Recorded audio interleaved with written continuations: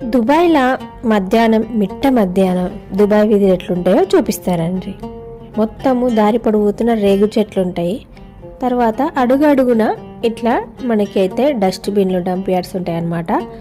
తర్వాత వీడిది పొడుగుతున్న ఇట్లా రేగు చెట్లు వేప చెట్లు అవైతే ఉంటాయి. ఎక్కడ పడితే అక్కడ ఇట్లా మూలలకి జీబ్రా క్రాసింగ్లు అయితే ఉంటాయి. మనము వాకింగ్ చేసేటోళ్ళు అయితే దాని మీద నుంచి క్రాస్ చేయాల్సి ఉంటుంది. తర్వాత ఇవైతే విల్లాలన్నమాట. పెద్ద పెద్ద గేట్స్ ఉంటాయి. ఎంటర్ కావాలంటే వాళ్ళకి కార్డ్స్, ఎంట్రీ కార్డ్స్ లేకపోతే తాళాలు అవి ఉంటాయి కదా, అవి ఉన్న వాళ్ళకే అలో ఉంటుంది.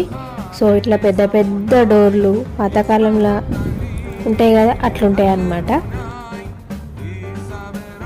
సో అడుగడుగున ఇట్లా చెట్లు అయితే రేగు చెట్లు ఎక్కువ కనిపిస్తూ ఉంటాయి. సో ఇక్కడ కొత్త కన్స్ట్రక్షన్ చేస్తారు, పాతది కూలగొట్టి. సో ఇట్లా చూసిరా డంప్ యార్డ్లు అయితే ఉన్నాయి. ఎక్కడ పడితే అక్కడ కింద అయితే ఒక్క చెత్త కూడా పడేయరు, నీట్గా ఉంచుతారు. తర్వాత ఇవైతే చెట్లు, ఇక్కడ కొంచెం నీడున్నట్టున్నది. మిట్ట మధ్యాహ్నం ఎండ 50 డిగ్రీలు ఎండ ఉన్నది.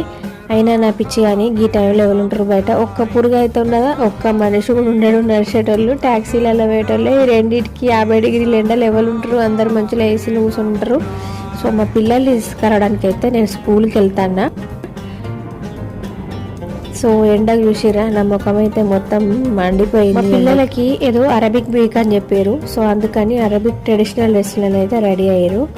సో అందుకని వాళ్ళనైతే తీసుకొని అయితే ఇంటికి వెళ్ళిపోతాను. సో ఇంత ఎండల వాళ్ళు నడిచిన తర్వాత ఊకుంటారా? సో దారిలో అయితే గ్రోసరీకి వెళ్ళి ఐస్ క్రీమ్స్ తీసుకొని అయితే ఇంటికి వెళ్ళిపోయినా. వీడియో నచ్చితే సబ్స్క్రైబ్ చేసుకోవచ్చు కదా.